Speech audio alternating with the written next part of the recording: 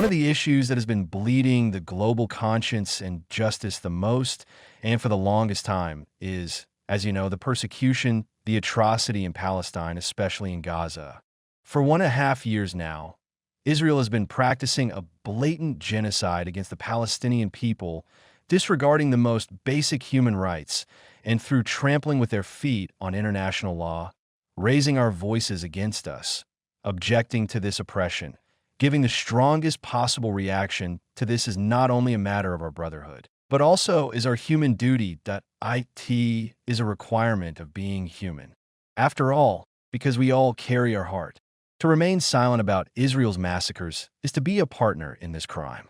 Now look, just only a few days ago, a tent for journalists in the city of Han Yunis was shelled by Israeli forces, and 3 journalists lost their lives in this attack, And again, 10 people, including 9 members of the media, were seriously injured.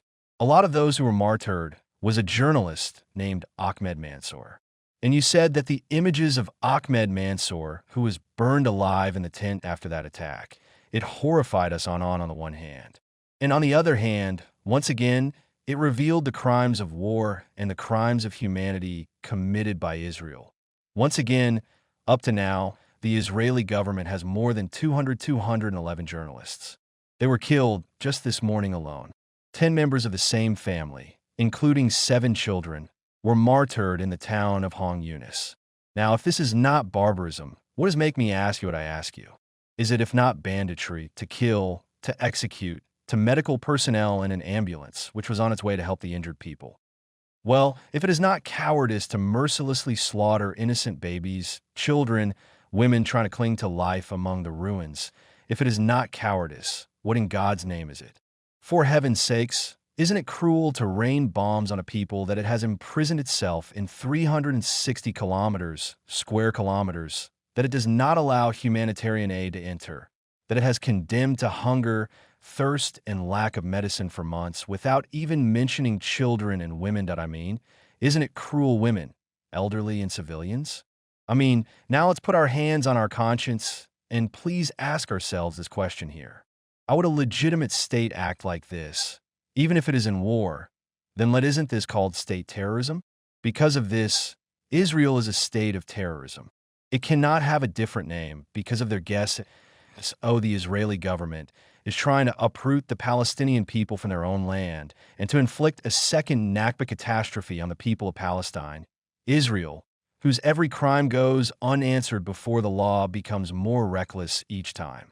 And they engage in more bloody and even more unscrupulous attacks each and every time as time goes by. Moreover, Israel seeks to legitimize its massacres by calling our brothers and sisters in Gaza and Palestine who exercise their legitimate right of resistance. Their legitimate right of resistance against occupation terrorists, Israel calls them terrorists.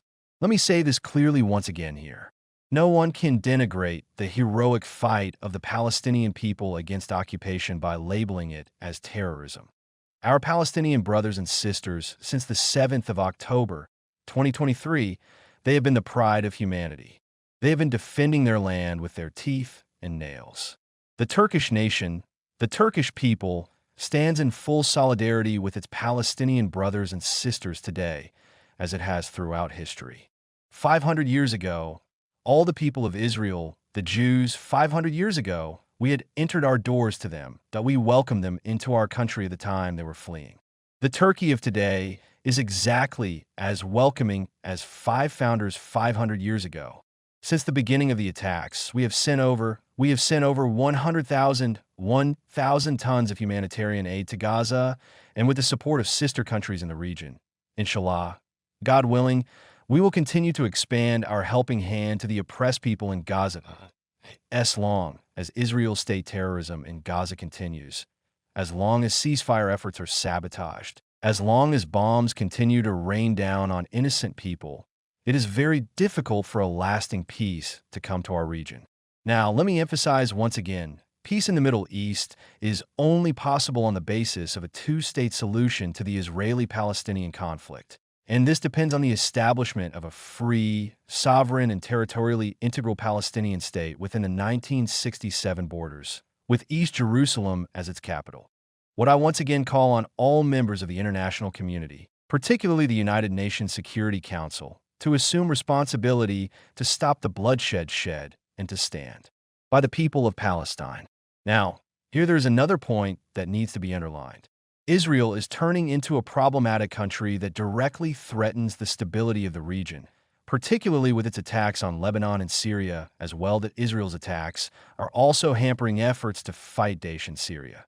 Israel is trying to dynamite the December 8th revolution by inciting ethnic and religious affiliations and inciting the minorities against the government. Now look, Turkey has position on this issue is quite clear. We are one of the countries that have borne the brunt and paid the price of 14 years of conflict and instability in neighboring Syria with the December 8 revolution, that we cannot let the opportunity to establish lasting stability not only in Syria, but in our entire region to be wasted. We cannot afford that. We will not allow Syria to be dragged into yet another vortex of instability. But I would like to underline here that we do not see the territorial integrity, stability, and security of our neighbor Syria, with which we have a total border of 911 kilometers, as separate from our OWNT. Make me particularly underline this year. Clearly, the people of Syria have already had their share of suffering, oppression, and war. Those who intend to inflict this on our Syrian brothers and sisters should make their calculations accordingly. Full news. No one should misunderstand or misinterpret our composure, our patience, our attitude of resolving issues through dialogue. Our calmness should not lead some people to very wrong ambitions. Let me reiterate it. We are a country that acts with principles, not with hidden intentions and hidden agendas. When it comes to foreign policy, we want peace, stability, prosperity, and security for everybody in the region, for all the peoples of the region, regardless of origin and religion. Mind you, as sincerely as we want it for our own citizens here in our own country. Well, we share a common understanding and are in a very close dialogue with all the influential actors in the region, starting with President Trump and President Putin, with an understanding of preserving the territorial integrity and stability of Syria.